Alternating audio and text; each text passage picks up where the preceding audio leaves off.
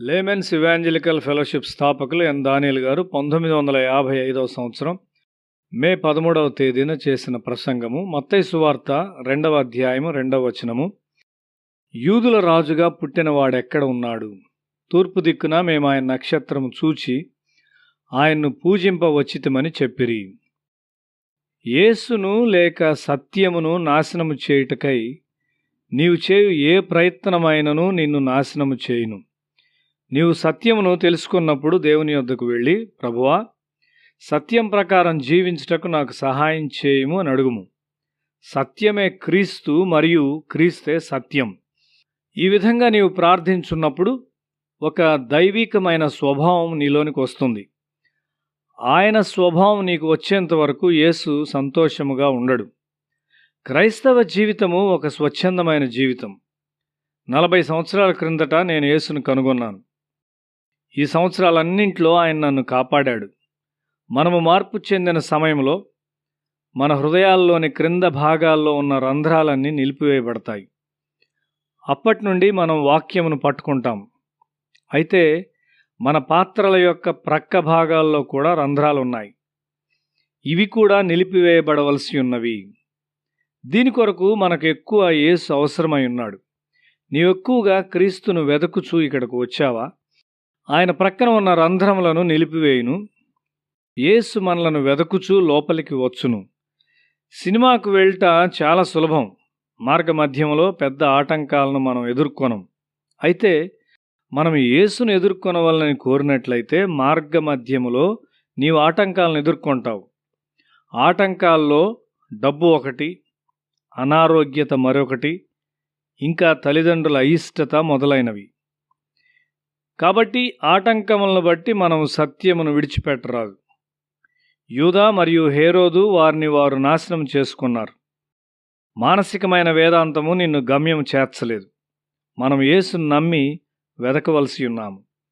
హైందవ మతము మరియు క్రైస్తవ్యమునకు మధ్యనున్న వ్యత్యాసమేమనగా, క్రైస్తవ్యంలో దేవుడు నిన్ను వెదకుచూ వచ్చున్నాడు గాని హైందవ మతములో మనిషి ఎల్లప్పుడూ దేవుని వెదుకుచూనే ఉంటాడు. జ్ఞానులు దీనులై ఒక చిన్న గ్రామంలోనికి, ఒక దీనమైన పాకలోనికి వెళ్ళారు. వారు యేసును చూచారు. యాకోబు పత్రిక 3వ అధ్యాయం 17వ వచనము. అయితే పైనుండి వచ్చు జ్ఞానం మొట్టమొదటి పవిత్రమైనది, తరువాత సమాధానకరమైనది, మృదువైనది, సులభముగా లోబడినది, కనికరముతోనూ మంచి ఫలములతోనూ నిండుకున్నది, పక్షపాతమైనను వేషధారణయను లేనిదియునై ఉన్నది. నీ హృదయము పవిత్రపరచబడేంత వరకు నీవు దేవుని కొరకు ఏమీ చేయలేవు. సత్యము నీ హృదయం మోసకరమైందని నీకు బోధించును. ఇర్మియా గ్రంథము 17వ అధ్యాయము 9-10 వచనాలు. హృదయం అన్నిటికంటే మోసకరమైనది, అది ఘోరమైన వ్యాధి కలది. దాని గ్రహింపగలవాడెవడు? ఒకని ప్రవర్తనను బట్టి వాని క్రియల ఫలము చొప్పున ప్రతీకారము చేయుటకు యెహోవాను నేను హృదయమును పరిశోధించువాడను, అంతరింద్రియములను పరీక్షించువాడను. పూర్వము గ్రహణం యొక్క సమయమును ఖచ్చితంగా లెక్కించుట్లో తప్పులుండేవి. కాబట్టి కారణమును గుర్తించుటకు వారు ప్రయత్నించారు. అప్పుడు గురుగోళము కనుగొనబడింది. ఆ తరువాత మాత్రమే ఖచ్చితంగా లెక్కించుటకు వారికి సాధ్యమైంది.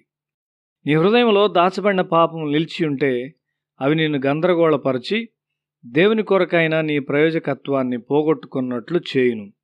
నీవు ఒక గొప్ప లక్ష్యం కొరకు చేయబడ్డావు. నీ యవన కాలంలో నీవు కలిగి ఉండవలసిన అత్యుత్తమ పట్ట అనగా డిగ్రీ పరిశుద్ధతయై ఉన్నది. ఒక యవనస్తునిగా నీ కొరకు దేవుని మనసులోనున్న లక్ష్యం కొరకు జీవించు.